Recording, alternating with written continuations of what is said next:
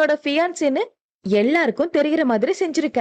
அம்மா எப்படியும் கல்யாணத்துக்கு எதிர்ப்பு தெரிவிப்பாங்கன்னு தெரிஞ்சு வேணும்னே செஞ்சிருக்க என்று அண்ணனின் மனதை புரிந்து கொண்டவள் போல பேச, கீர்த்தனாவும் திட்டமிட்டே செய்திருக்கிறான் என்று அருகில் இருந்தவனை முறைத்து கொண்டிருந்தாள்.